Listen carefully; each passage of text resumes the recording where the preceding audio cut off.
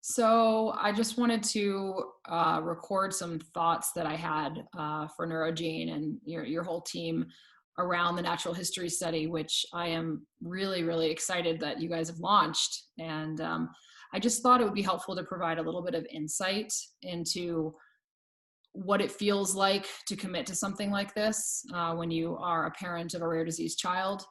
I can only speak from my own personal experience, but my daily life is nonstop. So, every 2 hours of Mila's day, I am giving her water, I'm giving her food, supplements, medicines. I make her own food, so I have to do that every 2 days. I have a 6-year-old son, and he, is home from school now, and he has a pod, which is in my house.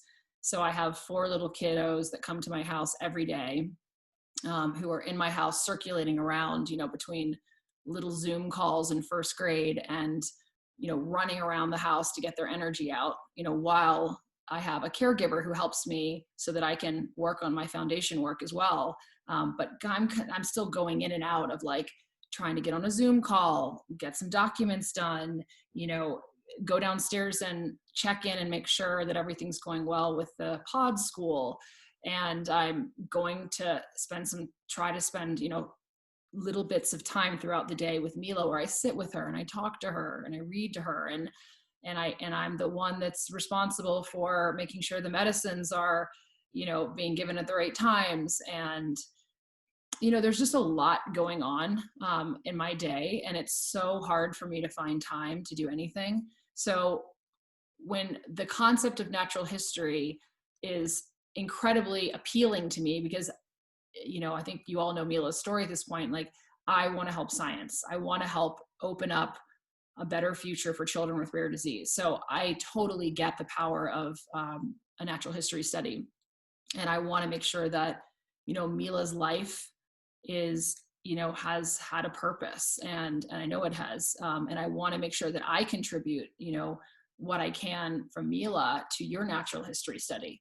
But the reality is that committing to numerous, days and numerous appointments requires that I have my bases covered, that, I have someone who's helping with Aslan, my son, someone that's helping with Mila, that I don't need to be making her food or giving her medicines, and if it were one appointment, that's a half an hour, I can commit to that. But an ongoing thing is really daunting and really hard for me to find the time.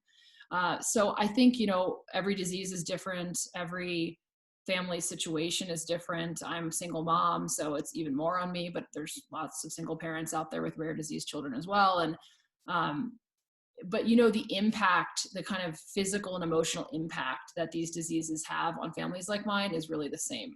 And it's feels like a washing machine, it's nonstop, and I think the best way to explain that to kind of an average family is that when you have little kids, it's all consuming, and you kind of put yourself aside. They're little, and you just have to be on 24/7. And after a year or 2 years of that, you're exhausted and you're ready for your kid to kind of like go to preschool and be able to do more things by themselves. And with a child with a rare disease, it's kind of like that all the time. So I had that for 2 years, and Mila became independent for a year or two. But now, since she's been 4.5 years old, and now she's 10, I have had to be, treat her and live that life of like an infant child, for all of these years. And so that would be the way I would say to kind of relate to families that you're facing, and trying to get them to join a natural history study. All of this to say that I hope this just provides a little bit of insight of kind of what's behind these families that you're talking to. They're tired, they are physically exhausted, they're emotionally exhausted, they're sad. A lot of them are racing against time to try to save their children or make their lives better. And at the same time, they're living all the things in life that everyone else has to live, which is like paying bills and trying to make enough money. And in my case, dealing with, co-parenting and a pod school in my house, and caregivers that need attention and want to talk to me about every detail. And, it's a lot.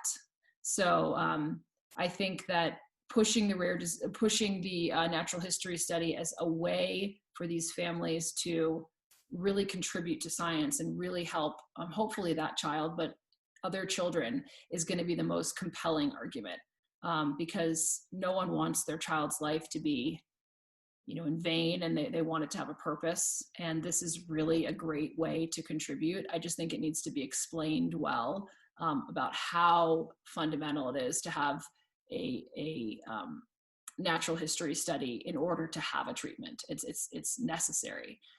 So hope that provides a little bit of background of who these families are and what they're facing when they're making a commitment or decision to join a natural history study. And I'm happy to, chat and answer any questions if you guys have any. But anyway, thank you for everything you're doing. And I'm really, really excited about the natural history study.